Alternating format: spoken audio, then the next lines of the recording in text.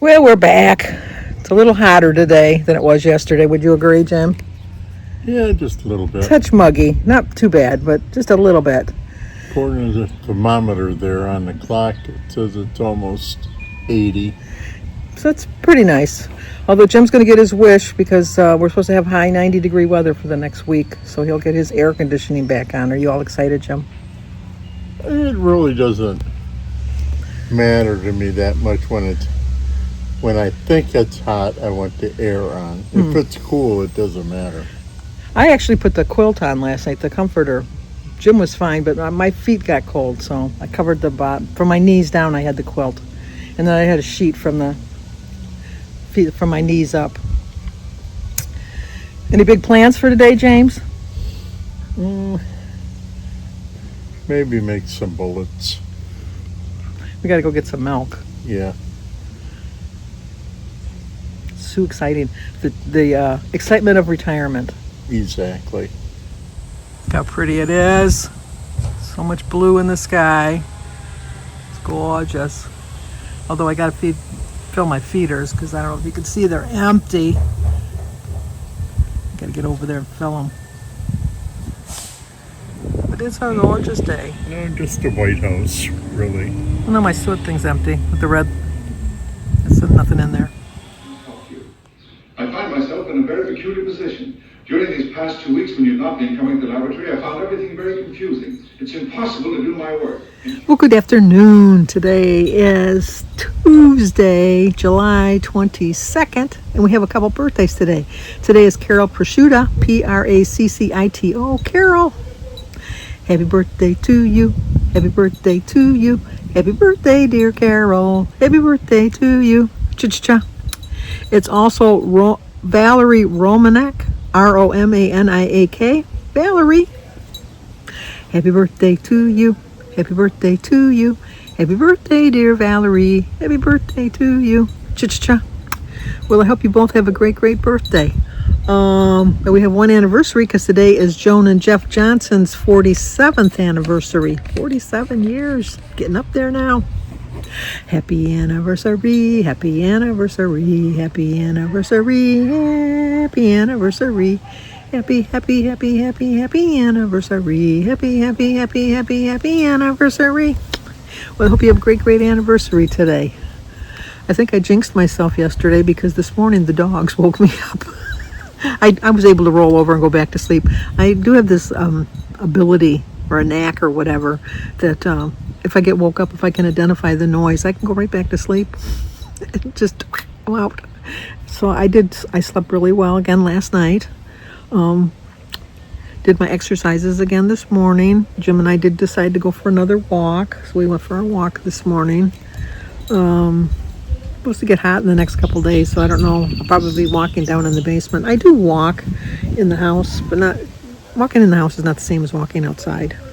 So, I should get a treadmill or something. I don't like walking on a treadmill, though. I like walking outside. And we were sitting out on the swing, and I was telling him, I said, I remember it wasn't too long ago, maybe 3 or 4 years ago, I used to walk around, like, if you walk my whole block around, it's a whole mile. But if you just walk this short little block, it's a half a mile. But I used to walk 3 miles a day. I used to walk around the whole block 3 times. So we were sitting there, and she was probably in her 20s. She walked by, and then when she come back, I said, does she come by again? And I go, boy, she's making pretty good time. And Jim says, well, not if she's only walking just around the half mile. And I said, no, I think she's been long enough that it was the whole mile. And she walked it 3 times. And I says, oh, those were the days when I used to do that. And then Jim kind of mentioned that, when we were younger, we kept thinking, we're never going to get like that. We're never going to get old. Oh, never say never. But I do think that the walking is going to help with my balance too. So the exercises, I still have to hold on to a chair when I'm doing them, but better than not doing them at all, is my thought. And then when we got back, we sat outside, like I said, on the swing out in front for about maybe a half hour, 45 minutes. Saw a lot of walkers, a couple dog walkers. Watched our neighbor across the street pack because he's going up north. I'm jealous. He's going up to Lexington. So then he came over and asked if we'd keep an eye on the house. So we said, yeah, we would. And then we went to Kroger's. I was just going to get a couple things. It was like $100 and some later. I did pick up, they had some sale on some steaks. So I got a couple ribeye steaks and a couple of strip steaks. And then I got some burgers and some kielbasa. Got Jim some hot dogs. Got some eggs and milk and some bread and the buns for the burgers and the hot dogs. And then some cottage cheese and some pop. It was like $125, something like that. I had a $10 off coupon of my full groceries, and then I had the bottle deposit too. Still, the steaks are really what added it up, but we like to grill the steaks. Oh, I did get some potatoes too, so we can have some baked potatoes with it. But today, for the breakfast today, I had a bagel with two hard-boiled eggs, and I should have bought some orange juice. Oh, I gotta take this call. I'll be right back. It was my brother. He was just telling me about he's doing really well with his therapy. He went for actual therapy at a physical therapy place today. So he was on the machines and stuff. He said his hardest thing is getting in and out of Molly's car because she's got a clown car too, as Jim likes to call it.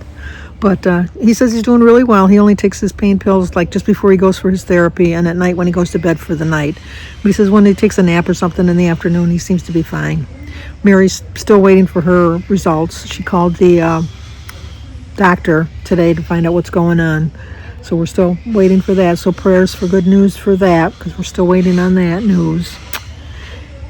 And I finally finished that book. Oh my gosh, it was awful. That book was awful. Dance to the Bones.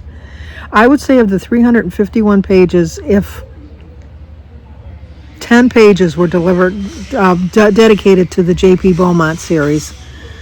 And I didn't really need to read the book because they didn't give me anything that needed to go on to the next book to help me with the next book. And it was the last book of the series from the Walker family. And it was just an awful, awful book. But I finished it. But let me show you which book I'm reading now.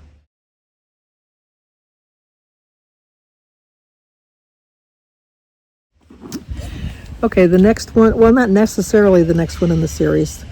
Proof of Life is the one we're going to read. I told you the one before this is just a short novella, and it's only on an audiobook and or an e-reader.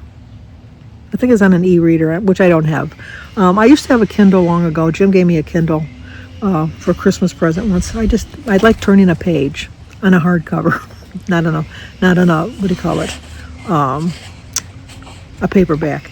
But this is 352 pages. So let's get a synopsis of this book. Well, it's a big synopsis. Be careful what you wish for. Before he retired, J.P. Beaumont had looked forward to having his days to himself and spending quality time with his busy wife, Mel, the Bellingham chief of police, and his two grown children. But too much free time doesn't suit a man who's used to brushing close to danger. Beau wants to do something useful, a wish that soon is fulfilled in spades. When his longtime nemesis, retired Seattle reporter Maxwell Cole, dies. Oh my gosh. That must mean this is getting close to the end of the series because Maxwell is the same age as JP. Dies in what is officially deemed an accidental fire. Beau is astonished to be dragged into the investigation at the request of none other than the deceased victim himself. It seems that before his death, Cole was writing a book about some of the investigations he covered and stumbled on information on a past crime involving Beau. All right, well, we'll see how we like. That's just a quick synopsis because there's like 5 paragraphs explaining the book. So we're going to read that now. Hopefully, it's got to be better. It's got to be better than that. Like I told you yesterday, if Dance to the Bones was the very first book I ever read of the series, I would have never went back to get the beginning books because it was that bad. I just didn't like it at all. And it wasn't so much that because I didn't know the characters, although that played into it somewhat because it backtracked on different stories from the previous 4 books. But just the whole storyline, it was just and then the way they came up with the title was the last line of the book. And I'm going to, spoiler alert, the last line of the book says they were dancing to the bones. It's like, okay. You could have told me that at the first paragraph and I could have just been done. It was bad. It was really bad.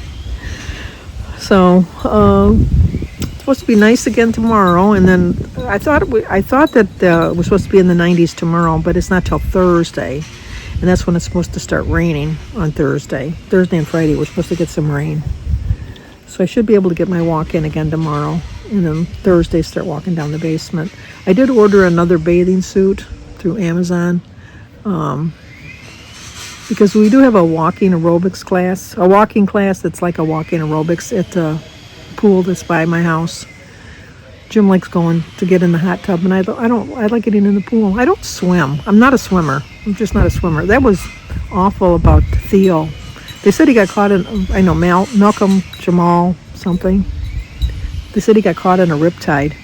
My brother-in-law Gary said he got caught in one time. He says he was never so scared in his whole life. He said, but he remembered for some reason that somebody said you swim along, instead of swimming towards the shore, you swim alongside the shore, and then slowly you'll work your way in.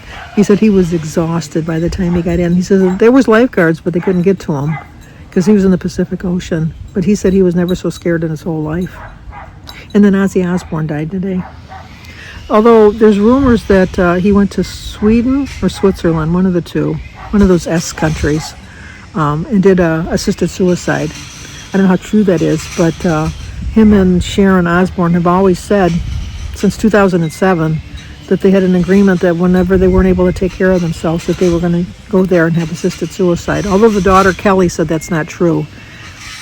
Just kind of coincides with him having his final concert last week and then gone today. He had Parkinson's, I know that. And then Connie Francis. I know they always go in threes, don't they? All right. I think that's going to do it. I'm going to sit back here, start reading my book. See where we go from there. How's that sound? Okay, yeah, I think that's it. So let's talk again tomorrow. Hopefully we see each other then.